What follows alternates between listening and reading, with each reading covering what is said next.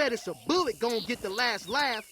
The conclusion that I think we're coming to is that the red eye doesn't mean they have the devil gene, but instead it means that they are being possessed or manipulated by a demonic spirit. We looked at Tekken 5, Poppy had the same eye, Mirizu has the same eye, and she is definitely connected to Ogre. In my opinion, it's 100% confirmed. Well, you know, Harada, well, look, the reason why we're on this huge topic about the eyes, maybe I should have said this sooner, right? For everyone who doesn't know. Someone says, why does she have red eyes? He says it's related to the background and such, but information will be revealed in the future and is properly connected to the past series. So that's why everyone's like really focused on the eyes, is because Harada said it was important. What do you think, Del? Do you think that, not from like a speculation story perspective, but from like a developer perspective, like obviously we can see how Tekken 8 Season 2 is panning out. Do you think that like they are doing another free story DLC? Because you got to keep in mind what Harada said about the story DLC. Let me see if I can find that tweet. Or he said that the story DLC would be used to explain the story of the DLC characters. There's a slight mistranslation about DLC characters will have their own story mode. Rather than adding a story mode for each character, so he's talking about character endings, we're going to add a story mode for each additional characters to show how they're involved in Tekken 8 main story mode, The Dark Awakens, but a cohesive expansion of all the other characters involved in the story. While the original Tekken characters that will be added as DLC will be described in terms of how they relate to the main story, they will not be in the form of separate episodes for each character, but rather as an expansion pack of the main storyline. The main storyline can't be broken up into smaller pieces for each character. Of course, these DLC will be offered as a free story mode, expansions that can be enjoyed without having to purchase the DLC, etc. Yeah, it makes sense. A story DLC that includes all the new characters makes more sense because the story DLC for each character would too expensive. So you would say yes, they're working on a story DLC for season 2. So if you are one of the people who believe a story DLC 2 is on its way, the question then becomes when, because they haven't announced it. They may announce it with the final character, like they could, right? Like when the final character gets announced at Evo France, they can also show another story DLC, right? That would make a lot of sense. But if they don't do that, then you have to ask the question of when does the story DLC come? But then also, you know, that will have a lot of people expecting story DLC for season 3. And I don't know if that's what they want to do. But what I was going to say is, what if they include season 3 into it as well? But then if they did that, we would have to wait so long. We would have to wait another year, basically. Probably, but it would probably be lighter than people imagine. Like quick story updates, a few lines here and there. That would be cool though. I think a lot of people would appreciate that. A lot of people want that. You know, even if they just showed, you have Max Payne style, like comic cutscenes, that would be fire. It doesn't have to be like cheap. It could be something that's really cool, but also simple. Tekken 4 did that as well. Comic style updates. Yeah. And of course, let's not forget the legendary Tekken 7 with their narrator.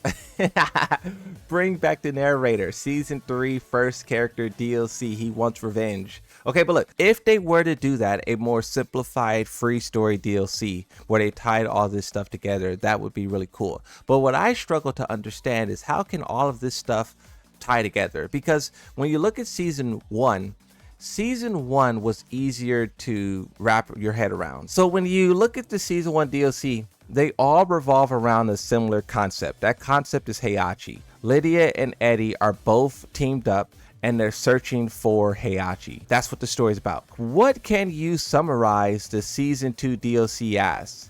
You have 4 characters who have no association at all. The only characters who you can somewhat connect is Anna, Fakaram, and Mirizu. Let me just paint a scenario where this can work. Kazuya learns about Heihachi's survival.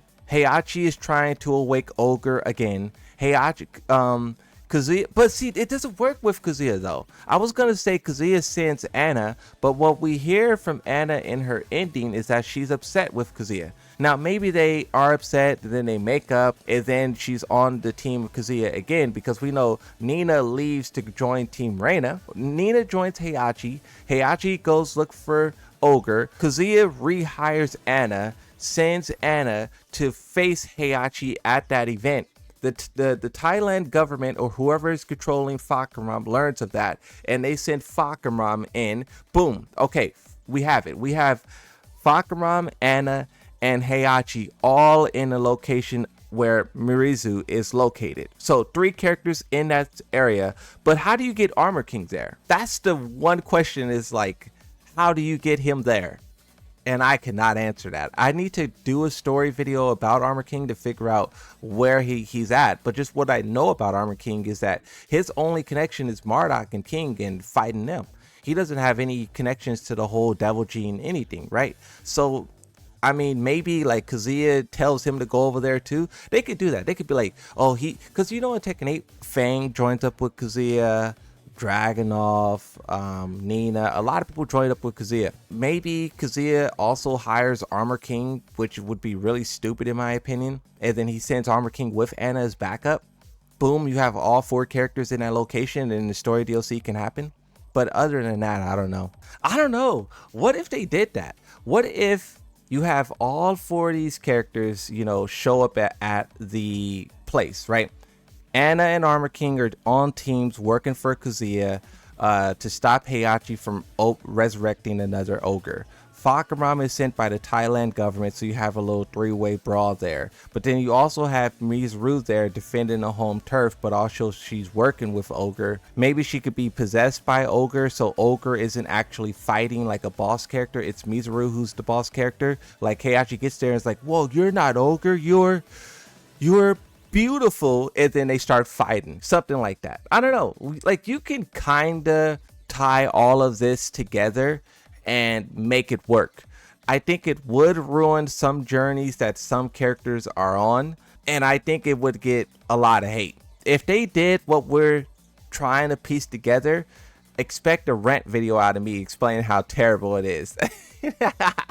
I wonder what Jun Kazama's role in all this will be. Okay, so let me pull up a tier list real quick, and then we'll divvy up the roster and teams and try to figure out how many sides there is to this coin. What if Heihachi and Reina's plan is so devious, it involves Ogre, it involves Mizuru? Do you guys think that formation of Heihachi, Reina, Kuma, Ogre, and Mizuru would be so deadly to where Jin and Kazuya has to join alliances? This is what a lot of people already are assuming, is that Jun Kazama will end the beef between Jin and Kazuya. The way that I describe it is you have type of a Goku Vegeta situation where Vegeta doesn't necessarily like Goku at the beginning of their relationship, right? But you got to take down Frieza. So will you see that kind of thing where Ogre and whatever Heihachi is planning is so devious to where they all have to team up? That's the only real way everything clicks. If they don't do that and they have Jin and Kazuya continue to fight each other, meanwhile Ogre, meanwhile Reina, meanwhile it's just too much. People want to see the story move in a new direction. And forcing Jin and Kazuya to stand side by side, work together, is something we never seen before. And if it's done right, it could be one of the most iconic moments in all of Tekken. I know a lot of people think of that as like, cringe. But if they did it, that would be the first time ever. And it would be totally new territory. And the story would have potential unlike any other. I don't know what they're going for, but we'll see how it pans out, right?